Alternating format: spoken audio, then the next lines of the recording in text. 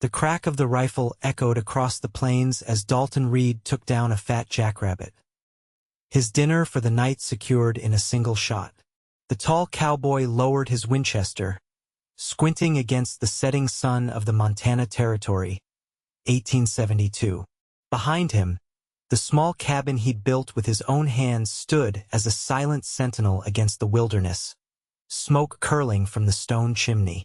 Inside, his 6-month-old daughter waited, and he couldn't be gone long. "Time to head back, Storm," he muttered to his gray stallion, who snorted in agreement. The horse knew the routine as well as Dalton did. Every day, they'd ride out just far enough to hunt something fresh, then hurry back before little Emma could wake from her nap.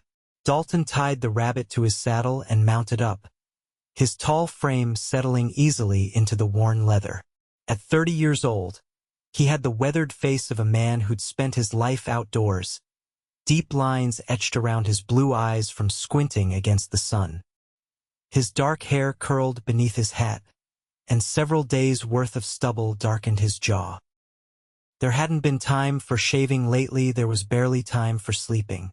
As he approached the cabin, he heard Emma's cries cutting through the stillness of the early evening. Guilt and anxiety spurred him to push Storm into a gallop for the last 100 yards. He was late again. Dalton swung down from the saddle, leaving the rabbit hanging, and rushed inside.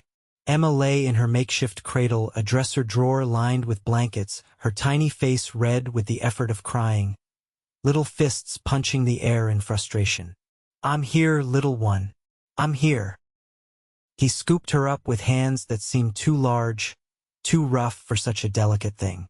But 6 months of necessity had taught him how to hold her, how to cradle her head against his shoulder and bounce gently until her cries subsided to hiccuping sobs.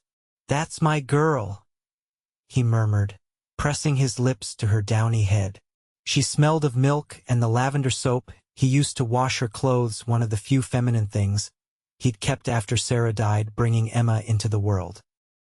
The cabin was modest but sturdy, one main room with a stone fireplace, a small bedroom, and a lean-to he'd added for storage. It wasn't much, but it was theirs. The isolation suited him. The nearest town, Clearwater, was a half-day's ride away. He'd chosen this plot of land for its proximity to water and good grazing, never imagining he'd be raising a child here alone. Emma calmed as he paced the floor, her blue eyes just like her mother's gazing up at him with complete trust. How Sarah would have laughed to see him now, the once notorious bronc buster reduced to singing lullabies and changing cloths. "We need to get some food in you, and then I need to skin that rabbit," he told Emma conversationally. "Big day for both of us." He settled into the rocking chair by the fire, unbuttoning his shirt to retrieve the small glass bottle he kept warm against his skin. The goat's milk mixed with sugar water wasn't ideal, but it was keeping Emma alive. Dr. Martin in town had shown him how to prepare it after Sarah died, when it became clear no wet nurse was available in these parts. As Emma suckled at the bottle, Dalton's mind wandered to the work waiting for him. The fence on the north side needed mending. He was running low on cornmeal, and winter would be coming before long. He needed to lay in more firewood and finish patching the roof. Each day was a race against time, trying to complete necessary chores during Emma's brief naps. He was bone-tired, the kind of exhaustion that seeped into your marrow and made every movement an act of will. Sometimes in the dark hours, when Emma would wake crying for the 3rd or 4th time, he'd wonder how he could possibly continue. But then morning would come, and she'd smile at him, that gummy, toothless smile that transformed her whole face, and he'd find the strength somewhere. After feeding, he placed Emma on a blanket near the fire where he could watch her while he worked on the rabbit. She cooed and grabbed at her toes, content for the moment. He stepped outside to retrieve his kill and nearly collided with a woman standing at his door, hand raised to knock. Dalton stumbled back, his hand instinctively moving to the pistol at his hip. "Who are you?" he demanded, taking in the stranger. She was a slight woman, dressed in a travel-stained dark blue dress, her brown hair pulled back in a simple knot. She looked to be in her late 20s, with clear gray eyes that met his steadily despite his hostile tone. "Forgive me for startling you," she said, lowering her hand. Her voice was gentle but firm. "I'm Willow Bennett. My wagon broke an axle about 2 miles back. I saw the smoke from your chimney and hoped I might trouble you for some assistance." Dalton frowned, glancing past her. Sure enough, a horse was tethered to his fence post, looking as tired as its owner. "You're traveling alone?" he asked, suspicion evident in his tone. Women didn't wander the Montana Territory by themselves unless they were running from something or someone. "I am." A flash of something pride, perhaps, or defiance crossed her face. "I'm heading to Fort Benton to stay with my cousin." From inside the cabin, Emma let out a wail. Dalton's head jerked toward the sound, torn between the stranger and his daughter. "You have a child?" Willow asked, her expression softening. "My daughter," he said curtly. "Look, it's Miss Bennett. Mrs. Bennett was my sister-in-law." A shadow passed over her face. "I'm a widow." Emma's cries grew more insistent. Dalton ran a hand through his hair in frustration. "I need to see to my daughter. Your wagon's too far to reach before dark. You can stay in the lean-to tonight, and I'll help you with the axle tomorrow." Relief visibly washed over her. "Thank you. I can pay you for your trouble. We'll discuss that later." He nodded toward the house. "Come in, then. I need to tend to Emma." He led the way inside, aware of Willow Bennett following. Emma's cries had escalated to shrieks, her face contorted with displeasure at being left alone. "She's hungry again," he muttered, more to himself than his visitor. He'd need to prepare more milk, but the rabbit needed dressing first, and the fire needed stoking, and "May I?" Willow asked, setting down the small bag she carried and moving toward Emma. Dalton stepped between them, protective instinct flaring. "She doesn't take to strangers." "Neither do most men who live alone in the wilderness, yet here I am in your home," she replied with unexpected humor in her voice. "Please, Mr. Reed." "Dalton Reed." "Mr. Reed, I helped raise my brother's children. I know something about babies." Emma's cries had reached a pitch that made decision-making difficult. Reluctantly, Dalton stepped aside, watching hawk-like as Willow knelt beside his daughter. "Hello, sweet girl," she cooed, her voice changing to a soft, melodic tone. "What's all this fuss about, To Dalton's amazement, Emma's cries began to subside as she stared, fascinated, at the new face above her. Willow gently lifted the baby, cradling her with practiced ease. "She's beautiful," Willow said, looking up at Dalton. "How old?" 6 months, he answered, still watching their interaction warily. "I need to prepare her milk." "I can hold her while you work," Willow offered, "and perhaps dress that rabbit for you as well once she's settled." Dalton hesitated, unused to accepting help from anyone, let alone a stranger. But the prospect of completing 2 tasks at once was too tempting to refuse. "Fine," he conceded. "I'll prepare her bottle first." As he moved about the cabin, heating the goat's milk and adding the sugar water in the proportions Dr. Martin had prescribed, he kept Willow and Emma in his peripheral vision. The woman sat in his rocking chair, speaking softly to his daughter, who seemed entranced by the novel experience of a feminine voice and touch. "Where's her mother?" Willow asked quietly, after several minutes had passed. Dalton's hands stilled momentarily over his work. "Died in childbirth." "I'm sorry," she said, and the simple sincerity in her voice made him look up. There was no pity in her expression, just a calm understanding that somehow made the acknowledgement easier to bear. He brought the bottle over, expecting to hand it to her, but she rose and passed Emma back to him. "You feed her," she said. "I'll see to that rabbit outside if you'll point me to your skinning knife." Dalton blinked in surprise. "You know how to dress game?" A small, sad smile crossed her face. "My husband was a trapper. I helped him with his catches for 5 years before the fever took him last winter." Understanding dawned. They were both alone in the world, carrying their griefs. "Knife's by the door," he said, nodding toward it. "Cutting boards out back." While Willow took the rabbit outside, Dalton settled into the rocker with Emma, who drank eagerly from the bottle. Through the window, he could see Willow working efficiently, her movements quick and practiced. She was skinning his rabbit with more skill than some men he knew. By the time Emma had finished feeding and fallen asleep against his shoulder, Willow had returned with the dressed meat ready for cooking. "Your daughter's sleeping," she observed softly. "Shall I start on the stew?" Dalton found himself nodding, surrendering another task. He laid Emma down in her cradle and moved to help Willow, who was already gathering vegetables from his meager stores. "I have some dried herbs in my bag that would go well with rabbit," she offered.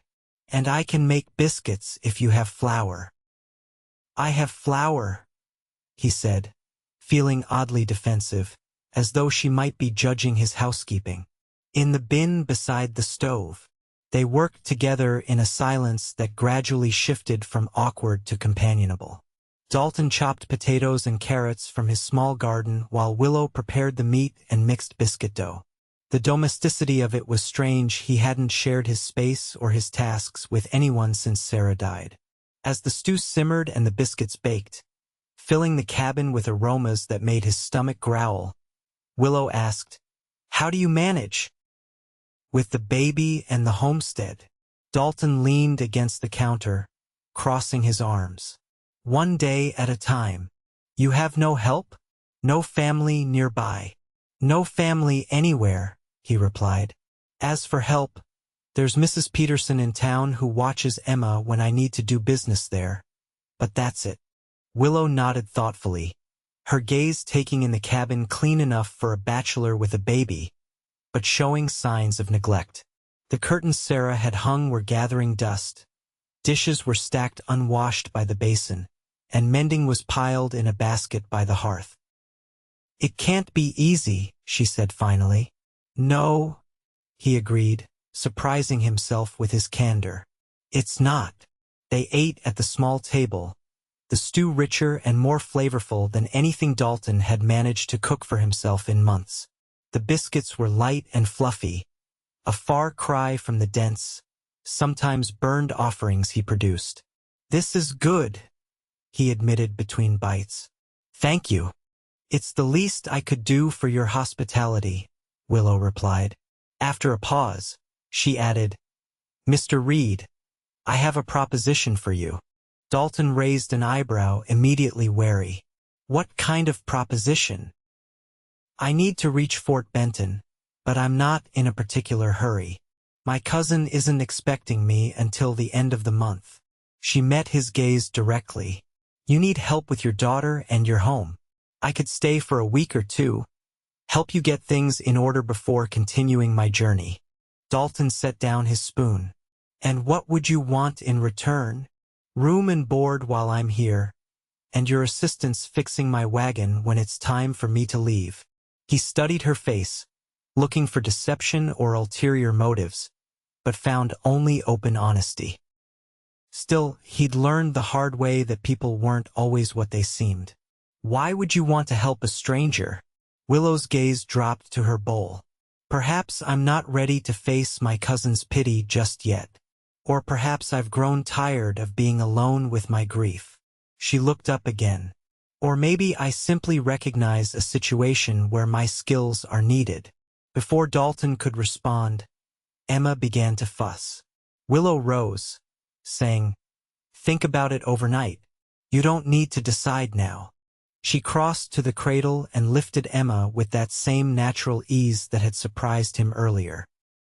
The baby quieted almost immediately snuggling against her shoulder. "She likes you," Dalton observed, a complex emotion he couldn't quite name tightening his chest. "Babies know when they're wanted," Willow said simply. She paced the floor with Emma, humming softly, while Dalton watched, torn between gratitude for the help and fear of allowing someone into the careful life he'd constructed. Later, after they'd settled, Emma and Willow had retired to the lean-to with blankets he'd provided. Dalton lay awake in his bed, listening to the night sounds. Having another person on his property made him uneasy, yet there had been a certain rightness to the evening, the shared meal, the sound of another adult voice, the way Emma had responded to Willow's presence. He told himself he'd take her to her wagon tomorrow, fix the axle, and send her on her way. It was the sensible thing to do. Getting attached to temporary help would only make things harder when she inevitably left. But when morning came and he found Willow already up, tending to Emma while simultaneously preparing breakfast, the words that came out of his mouth surprised him. "2 weeks," he said gruffly. "You can stay and help for 2 weeks. Then I'll fix your wagon and you'll continue to Fort Benton." Willow looked up from where she sat feeding Emma with the bottle, a smile spreading across her face. "Thank you, Mr. Reed. I believe this arrangement will benefit us both." Dalton wasn't so sure, but watching his daughter's contented expression as she nestled in Willow's arms, he hoped he wasn't making a terrible mistake. The first few days of their arrangement established a rhythm. Dalton would rise before dawn to tend to the livestock, 3 milk goats, his stallion Storm, and a small flock of chickens. By the time he returned to the cabin, Willow would have breakfast ready and Emma fed and changed. During Emma's morning nap, Willow tackled the household tasks that had fallen by the wayside: washing, mending, scrubbing floors. In the afternoons, while Dalton worked on repairs to the barn or fence line, she'd often bring Emma outside in a basket, letting the baby watch the clouds while Willow hung laundry or tended to the vegetable garden. On the 4th day, Dalton returned from mending the north fence to find Willow sitting on the porch, churning butter while Emma slept beside her. The domestic scene stopped him in his tracks.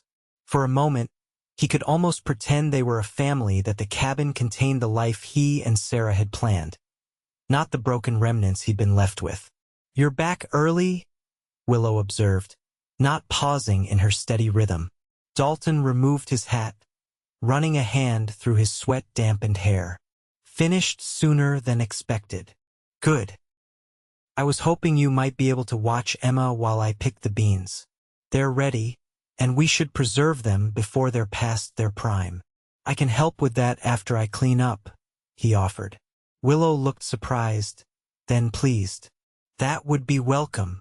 That evening, they worked side by side at the table, snapping beans and packing them in salt. Emma played on her blanket nearby, occasionally babbling for attention, which one of them would provide with a word or a smile. "You've done this before," Willow commented, noticing his practiced movements. "My mother taught me. Said a man should know how to preserve food same as a woman." "Your mother sounds like a wise woman." "She was," Dalton agreed, the memory bittersweet. "Died when I was 14. Father followed 3 years later." "So you've been on your own a long time." He nodded, uncomfortable with the personal turn of the conversation. "What about you? You mentioned a brother." Willow's hands stilled momentarily. "Yes, he lives in St. Louis with his family. After William, my husband, died, he wanted me to move back there." A small frown creased her brow. "But I couldn't bear to live as the pitted widow sister, dependent on his charity." "So you decided to travel to Fort Benton alone instead?" He couldn't keep the skepticism from his voice. "My cousin Martha wrote that she needs help with her boarding house," Willow explained. It seemed like a chance to be useful, to build something new. Dalton studied her profile as she worked the straight line of her nose, the determined set of her jaw. There was a strength to her that belied her delicate appearance. "That takes courage," he said finally. She glanced up, a smile touching her lips. Or desperation. Their eyes held for a moment too long, and Dalton looked away first, focusing intently on the beans before him. He was becoming too comfortable with her presence, too reliant on her help. "I was thinking," Willow said after a while, "we should ride into town tomorrow for supplies. You're low on flour and sugar, and Emma needs fabric for new gowns. She's growing quickly." The suggestion made sense, but the idea of appearing in Clearwater with Willow made Dalton uneasy. People would talk, draw conclusions. "I can go alone," he said. "And leave Emma here with me?" Willow challenged gently. "Would you be comfortable with that?" He wouldn't, he realized. Despite the ease that had developed between them, he wasn't ready to leave his daughter solely in Willow's care, out of his sight. The alternative meant all three of them going to town together like a family. "We'll all go," he conceded. "But we should be clear with folks about our arrangement." Willow nodded, understanding his concern. "Of course. I'll make sure everyone knows I'm just passing through, helping out temporarily." "Good." He reached for another handful of beans. "We'll leave after breakfast." The next morning dawned clear and cool, a perfect September day for the journey to Clearwater. Dalton hitched the wagon while Willow prepared Emma, dressing her in her best gown and bonnet. When they emerged from the cabin, Emma looked so clean and pretty that Dalton felt a surge of pride mingled with sadness that Sarah couldn't see how their daughter was thriving despite everything. "She looks nice," he said gruffly. "She's beautiful," Willow corrected, handing the baby to him while she gathered her shawl and the basket containing items to trade: eggs, butter, and some embroidered handkerchiefs she'd worked on during evenings by the fire. The ride to town took just over 2 hours, filled with an easy conversation that still surprised Dalton. Willow had a way of drawing him out, asking questions about the land and his plans for the homestead that made him articulate thoughts he'd barely acknowledged to himself. "I want to expand the herd eventually," he found himself saying. "Start breeding horses. I have a good eye for horseflesh, used to break broncs for the army before I settled here." "Is that what you did when you met your wife?" Willow asked. "Sarah? No, she was a schoolteacher. Came out to teach at the fort where I was working. She loved books, poetry." He smiled at the memory. "Used to read aloud at night. Said it would make the baby smart before it was even born." Willow glanced down at Emma, who was sleeping in her lap. "She would be proud of how you're raising her." Dalton's throat tightened. "I'm not sure about that." Sarah had definite ideas about education and culture. "Things I can't provide out here.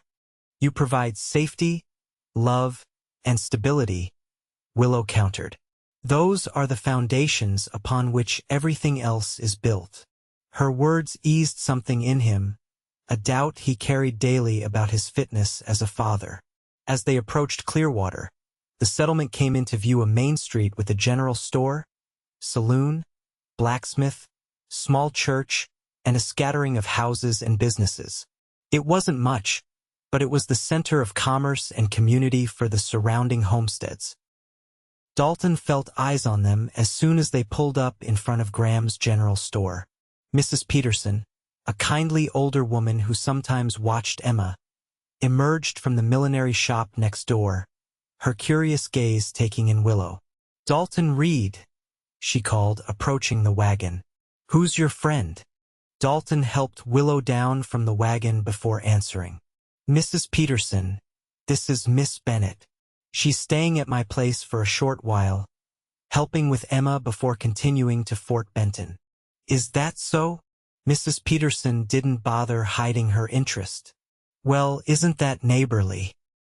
And how is little Emma today?" As if on cue, Emma woke and began to fuss. Willow lifted her from the basket in the wagon, soothing her with gentle bounces. "She's growing like a weed," Dalton answered, aware of several more townspeople pausing to observe the scene. "Why don't you take her inside, dear?" Mrs. Peterson suggested to Willow. I'm sure she'd like to be out of the sun. Willow glanced at Dalton, who nodded. I'll be in shortly. Need to speak with the blacksmith about some supplies. As Willow carried Emma toward the store, Mrs. Peterson leaned closer to Dalton, lowering her voice. She seems capable with the baby. She is, Dalton confirmed, keeping his tone neutral. And quite pretty too. Dalton gave her a warning look. She's a widow passing through. Nothing more. Mrs. Peterson smiled knowingly. Of course. Though I must say, it's the first time I've seen you look less than exhausted since Emma was born. He couldn't deny it. Having help had allowed him to sleep more than 2 hours at a stretch for the first time in months. But he wasn't about to encourage the matchmaking gleam in Mrs. Peterson's eye. If you'll excuse me, he said, tipping his hat before heading toward the blacksmith's. By the time he joined Willow in the general store, she was already deep in conversation with Mr. Graham about the price of calico, Emma contentedly examining a wooden spoon the shopkeeper had given her. Ah, Reed, Graham greeted him. Your friend here has quite an eye for quality. Been helping her select some fabric for the little one. Dalton nodded, noticing several bolts of fabric spread on the counter. We need the usual supplies as well. Flour, coffee, sugar, and whatever else Miss Bennett deems necessary. As they shopped, Dalton became increasingly aware of the curious glances and whispered comments from other customers. Word traveled fast in small communities, and by the time they finished their business in town, everyone would know about the widow staying at Dalton Reed's homestead. Their last stop was the post office, where Willow wanted to send a letter to her cousin in Fort Benton, informing her of the delay. As she attended to this, Dalton found himself cornered by Sheriff Davis outside the building. Reed, the sheriff greeted him, his weathered face impassive. Heard you've got company out at your place. News travels fast, Dalton replied dryly. Small town. Davis studied him. You know her well? Dalton bristled at the implication. Well enough to offer help when her wagon broke down. She's respectable, Sheriff. A widow heading to family in Fort Benton. Didn't say she wasn't. Davis shrugged. Just making conversation. Been some reports of claim jumpers and horse thieves operating between here and the fort. Always pays to be careful about strangers. I appreciate the concern, Dalton said stiffly. But Miss Bennett is exactly who she says she is. The sheriff nodded. Good to hear. Give my regards to the lady. As Davis walked away, Dalton felt a flicker of doubt. What did he really know about Willow Bennett? She'd appeared on his doorstep with a story about a broken wagon which he hadn't actually verified, and he'd welcomed her into his home, trusted her with his child. When Willow emerged from the post office, she immediately sensed his change in mood. Is everything all right? She asked, taking Emma from him. Fine, he said shortly. We should head back before it gets too late. The return journey began in uncomfortable silence. Emma, perhaps sensing the tension, became fussy, requiring Willow's attention. As she sang softly to the baby, Dalton found his doubts warring with the evidence before his eyes. Willow's gentle competence with Emma, her industriousness around his home, the way she'd respected his boundaries while gradually easing his burdens. The sheriff mentioned there've been thieves in the area, he said finally, the words coming out more accusatory than he'd intended. Willow looked up sharply. I see. Made me realize I never actually saw your broken wagon. Her face hardened slightly. Are you suggesting I invented it? For what purpose? To insert myself into the exhausting work of caring for a stranger's home and child. Put that way, his suspicion seemed absurd. Yet he couldn't quite let it go. Why did you really stop at my cabin, Willow? She was quiet for so long that he thought she might not answer. When she did, her voice was soft but steady. I told you the truth about the wagon. But I didn't tell you that when I saw your cabin. I almost didn't approach it. She stroked Emma's cheek as the baby settled against her. I was afraid of being alone with a strange man in the wilderness. But then I heard Emma crying, and she looked up at him. And I knew any man raising a baby alone wasn't likely to harm a woman who could help him. The simple honesty of her explanation struck Dalton like a physical blow. Of course she would have been afraid. A woman alone in the territory had every reason to fear. Yet she'd found the courage to seek help, and in doing so had provided it. "I'm sorry," he said gruffly. "The sheriff got in my head." "It's all right," she replied after a moment. "Trust doesn't come easily to either of us, I think." They lapsed into silence again, but the tension had dissipated. By the time they reached the homestead, dusk was falling, painting the landscape in shades of purple and gold. As Dalton unhitched the horses, he watched Willow carry Emma and their purchases into the cabin, the door standing open to welcome him home. The sight pierced him with longing for something he'd thought he'd never have again: a family, a home filled with more than just survival. It was dangerous thinking. In less than 2 weeks, Willow would be gone, continuing to Fort Benton as planned. Emma would cry for her at first, then gradually forget the woman who had briefly brightened their lives. And Dalton would return to his solitary existence, perhaps a little more adept at caring for his daughter, but alone once more. Unless he pushed the thought away before it could fully form. He had no right to ask Willow to abandon her plans, to tie herself to a widower and his child in a remote cabin. And he had no reason to believe she would want such a life, even if he dared to offer it. That night, as they sat by the fire after Emma had been put to bed, Dalton found himself studying Willow's profile while she mended one of his shirts. Her presence had transformed his cabin. In just a few days, everything was cleaner, more organized, more comfortable. But it was the intangible change that affected him most deeply: the sense that his home was no longer just a place to weather the struggle of each day, but somewhere life could actually be lived. "I should repair your wagon tomorrow," he said suddenly, the words coming out before he'd fully considered them. "I can ride out and assess the damage, bring back what's needed to fix it." Willow's hands stilled on her work. "There's no rush. I believe we agreed on 2 weeks of help." "We did," he acknowledged. "But I shouldn't keep you from your journey any longer than necessary." She set the mending aside, meeting his gaze directly. "Are you anxious for me to leave, Mr. Reed?" The formal address reminded him of the distance he'd been trying to maintain unsuccessfully, if the tightness in his chest at the thought of her departure was any indication. "No," he admitted. "That's the problem." Understanding dawned in her eyes. "I see. You've been a great help with Emma, with everything," he continued, feeling his way carefully through unfamiliar emotional terrain. "But you have your own life waiting in Fort Benton, your own plans." "Plans can change," she said quietly. The simple statement hung in the air between them, loaded with possibility. Dalton's heart hammered in his chest. "What are you saying, Willow?" She took a deep breath. "I'm saying that these past days have been good.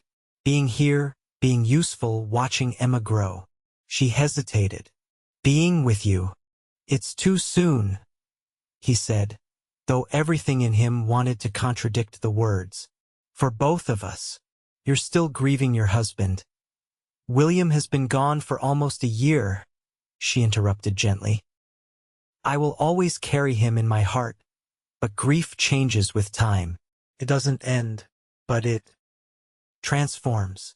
Dalton knew exactly what she meant. His grief for Sarah had shifted from a crushing weight to a bittersweet ache, present but no longer paralyzing. "And your cousin? The boarding house? Martha would understand. She offered me a place because she thought I needed one, not because she needs the help." Willow leaned forward slightly. "I'm not asking for promises, Dalton. I'm suggesting that perhaps 2 weeks isn't long enough to determine what might be possible between us." The hope in her voice matched the feeling unfurling in his own chest, tentative, fragile, but undeniable. "How long would be enough?" he asked. "I don't know," she admitted, "but I'm willing to find out if you are." Dalton knew he should be cautious, should consider all the practical implications. But watching Willow in the firelight, her face open and honest, he couldn't summon the will to deny what was happening between them. "Stay through the winter," he said finally. "If by spring we both feel this is right, we can discuss something more permanent." The smile that bloomed on Willow's face warmed him more thoroughly than the fire. "I would like that very much." Neither of them moved to close the physical distance between them, both understanding that this new understanding was enough for now. But something had shifted, transforming their temporary arrangement into something with the potential for permanence. As autumn deepened into winter, Dalton watched Willow gradually make his homestead her own. She rearranged furniture to create better flow, hung new curtains she'd sewn from fabric purchased in town, and transformed his rudimentary cooking into meals that filled the cabin with enticing aromas. More importantly, she filled the silence with conversation and laughter, drew him out of the protective shell he'd built around himself, and loved Emma with a devotion that eased his constant worry about raising a daughter alone. The first snow came in early November, blanketing the landscape in white. Dalton woke to find Emma already up and in Willow's arms by the window, the baby's tiny hand pressed against the glass as Willow explained the miracle of snowflakes. "Look, Emma," she was saying softly, "each one is different, just like people. Isn't that wonderful?" Dalton remained in bed, watching them silently, struck by how natural they looked together. Willow in her nightdress with her hair loose around her shoulders, Emma snuggled trustingly against her. The scene caused an ache in his chest, a mixture of gratitude and longing that had become increasingly familiar. Their relationship had progressed with careful deliberation. There had been small touches, a hand on a shoulder, fingers brushing while passing a dish, a steadying arm when paths were slippery. Once, he had tucked a strand of hair behind her ear while she was bent over Emma's cradle, and the blush that had risen to her cheeks had stayed with him for days. But they had not kissed, had not spoken words of love. Both seemed to understand that such steps, once taken, could not be undone, and neither wanted to risk the precious balance they had achieved. Emma spotted him and let out a delighted squeal, reaching toward him with grabby hands. Willow turned, her smile softening when she saw him. "Good morning," she said. Someone was eager to see her first snow. Dalton rose, pulling on his shirt as he crossed to them. "You should have woken me. You needed the rest. You worked late in the barn last night." He took Emma, who immediately grabbed for his beard, a favorite game of hers lately. "It's going to be a hard winter. Needed to make sure the livestock have enough protection." Willow nodded, moving to stoke the fire. "I'll start breakfast. I thought I'd try making those sourdough biscuits Mrs. Peterson described." As she busied herself with the morning meal, Dalton settled into the rocking chair with Emma, marveling at how seamlessly Willow had integrated herself into their lives. She knew his routines, anticipated his needs, and complemented his strengths with her own. It was becoming increasingly difficult to imagine the cabin without her. The winter proved to be as harsh as Dalton had predicted. Heavy snows and bitter winds kept them largely confined to the homestead, making trips to town infrequent and brief. But the isolation, rather than breeding discontent, seemed to strengthen the bonds between them. During the long evenings, they established rituals that became the framework of their shared life. After Emma was asleep, they would sit by the fire, Willow with her mending or knitting, Dalton carving small wooden toys for Emma or repairing harnesses. They would talk about their pasts, their hopes, the future of the homestead. Sometimes Willow would read aloud from one of the few books they possessed, her voice bringing the stories to life in the warm, firelit room. One such evening in mid-December, as a blizzard howled outside, Willow set aside her knitting and studied Dalton thoughtfully. "You never told me how you came to homestead here," she said. "How did a bronc buster for the army end up with his own land?" Dalton's hands continued their steady work on the wooden horse he was carving. Sarah wanted stability, a place to raise children away from the roughness of fort life. He smiled slightly at the memory. She had it all planned out: the house we'd build, the garden she'd grow, the school she'd eventually start for the children in the area. "She sounds remarkable." She was. He glanced up. "Much like you in some ways. Determined. Not afraid of hard work or isolation." Willow's expression softened. "I would have liked to know her. She would have liked you too." The realization struck Dalton as both strange and true. Sarah, with her practical nature and generous heart, would have approved of Willow's care for their daughter, her resilience, her kindness. "Will you tell me about William?" he asked after a moment. It was the first time he'd directly inquired about her late husband. Willow's hands returned to her knitting, the rhythmic click of needles filling the silence as she gathered her thoughts. "He was quiet," she said finally. "Thoughtful. He loved the wilderness, would spend weeks on his traplines, then return with stories of everything he'd seen. Bears, wolves, sunsets that set the whole sky on fire." A fond smile touched her lips. "He taught me to read tracks, to understand the patterns of nature. Said a person is never truly alone in the forest if they know how to listen." "You must have been very happy," Dalton observed, hearing the warmth in her voice. "We were, in our way." She hesitated.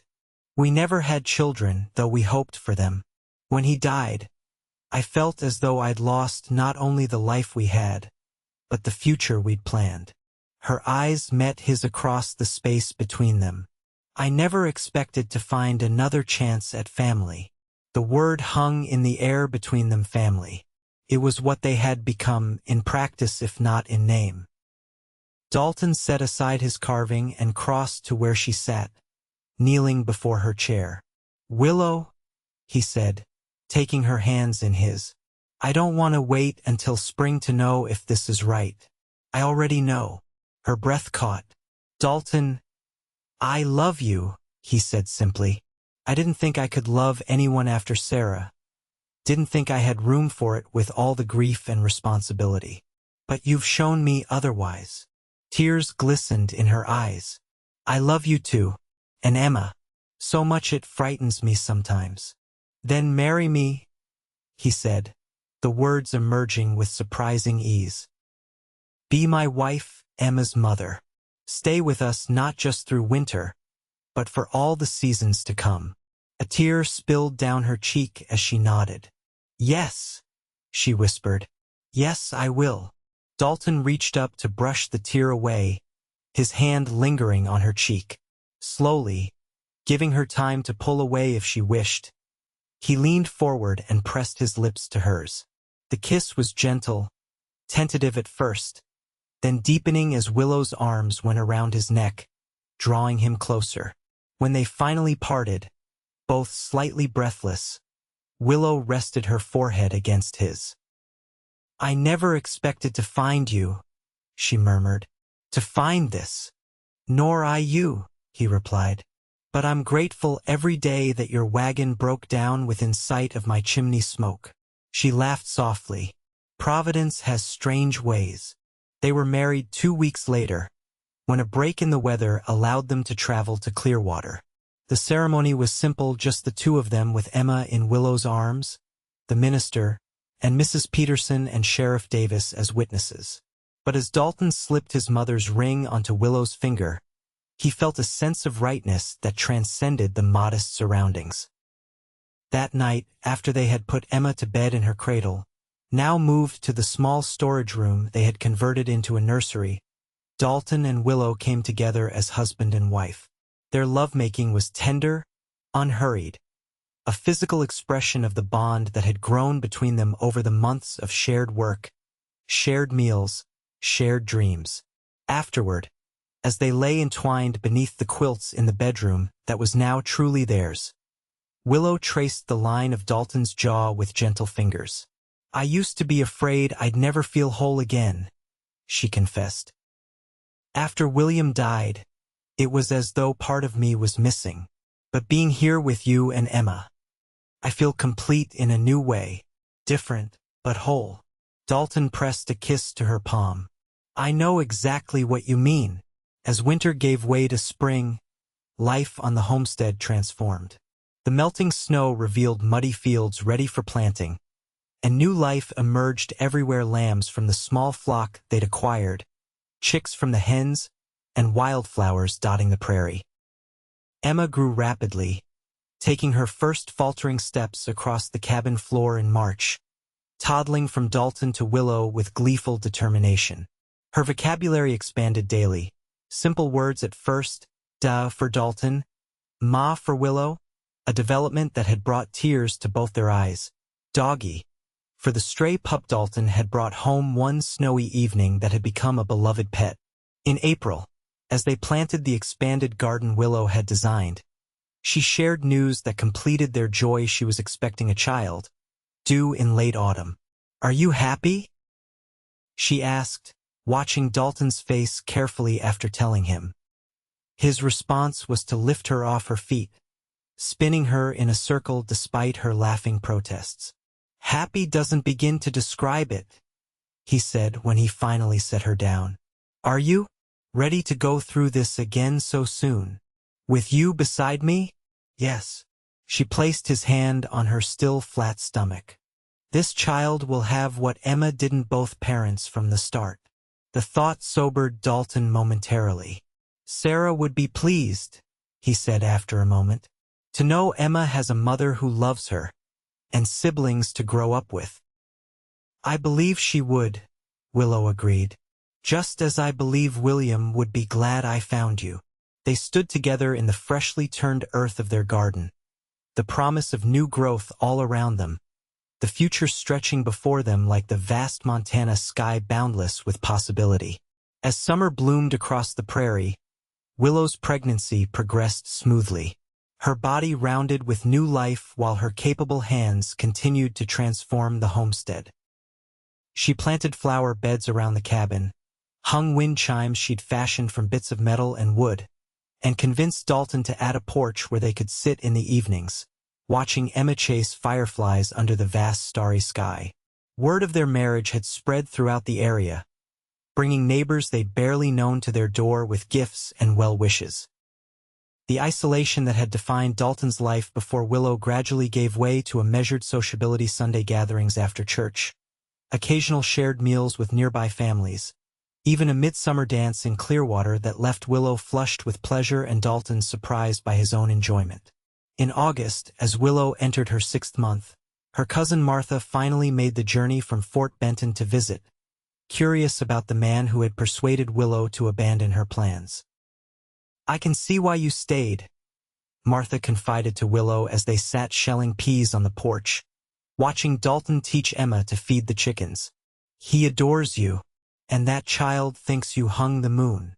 "I'm the fortunate one," Willow replied, her hand resting on her swollen belly. "I found a family when I least expected it." "William would be pleased," Martha said, echoing what Dalton had said months earlier. "He always worried about leaving you alone." Willow smiled softly. "I believe he guided me here somehow. That broken wagon axle was very convenient after all." When Martha departed after a week's visit, she left behind trunks containing Willow's remaining possessions from her life with William: books, quilts her mother had made, William's carved wooden box containing the few pieces of jewelry he'd given her over the years. These treasures were incorporated into their home, blending their pasts into the shared present they were creating.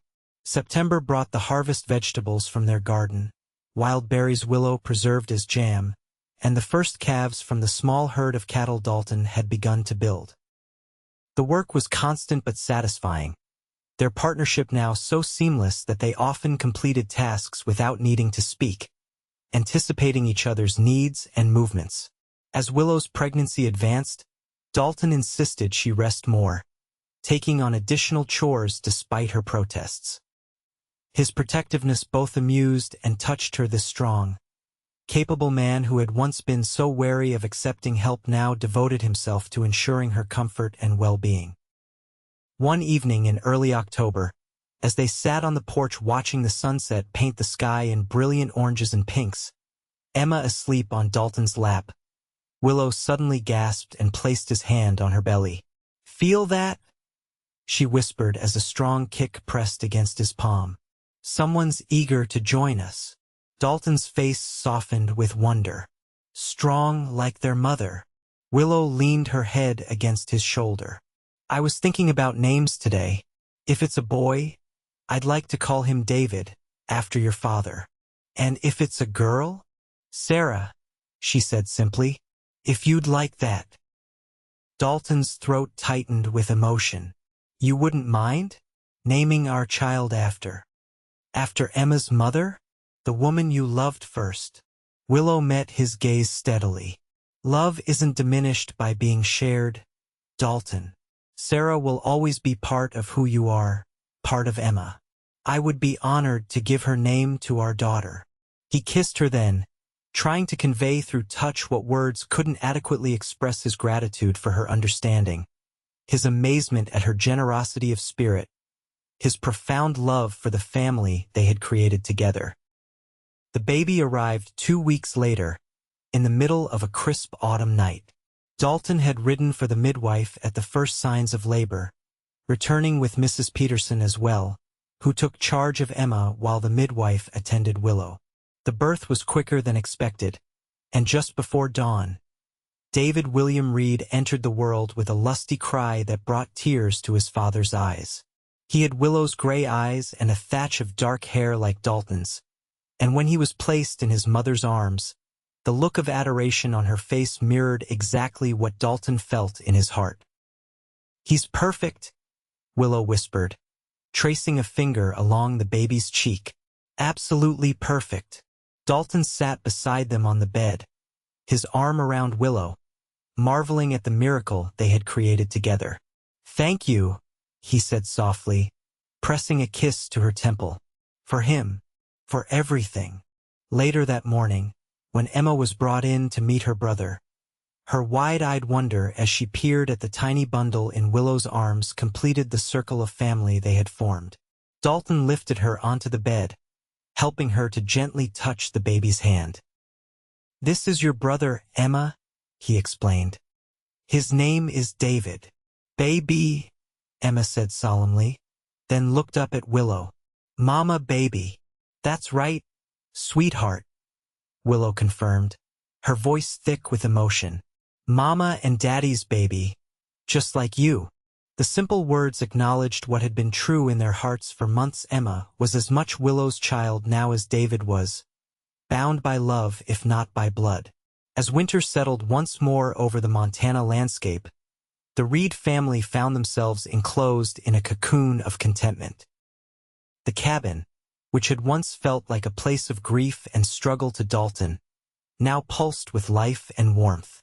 The walls that had witnessed his loneliness now echoed with Emma's giggles, David's cries, and the quiet conversations he and Willow shared in the stillness of night. On Christmas Eve, after the children were asleep, Emma in her small bed in the nursery, David in the cradle beside their bed, Dalton and Willow sat before the fire, a rare moment of peace in their busy days. "I have something for you," Dalton said, reaching into his pocket. "I was going to wait until tomorrow, but—" He handed her a small wooden box he'd carved himself, decorated with intricate patterns of leaves and flowers. When she opened it, she found a delicate silver locket inside. "Oh, Dalton," she breathed, lifting it carefully. "Open it," he urged. Inside were tiny portraits on one side, Emma as she looked now, with her mother's blue eyes and curly hair. On the other, newborn David. "How did you?" "I had them done when I went to Clearwater for supplies last month. The new photographer there does miniatures." He took the locket from her trembling fingers and fastened it around her neck. so you can always keep them close to your heart, even when they're grown. Tears spilled down Willow's cheeks as she touched the locket. It's the most thoughtful gift anyone has ever given me. You gave me back my life, Willow, he said, drawing her into his arms. You showed me it was possible to love again, to build something new from the ashes of loss. There's nothing I could give you that would equal that. She kissed him deeply, then rested her forehead against his. Do you remember that day I arrived? When I said, "Let me stay and help you heal"? He nodded, remembering the exhausted, grief-stricken man he had been, barely holding himself together for Emma's sake. What I didn't realize, Willow continued softly, was that I needed healing too, and that we would heal each other. Outside, snow began to fall, blanketing the homestead in pristine white. Inside, the fire crackled, casting dancing shadows on the walls of the home they had built together, not just the physical structure, but the family that filled it with love and laughter and the promise of all the years to come. From that broken wagon axle to this moment of quiet joy, their journey had been one of unexpected blessings, of pain transformed into purpose, of two incomplete lives made whole through the healing power of love. As Dalton held his wife in the firelight, he knew with absolute certainty that whatever challenges the future might hold, they would face them together, no longer alone, no longer merely surviving, but truly living the life they had been given.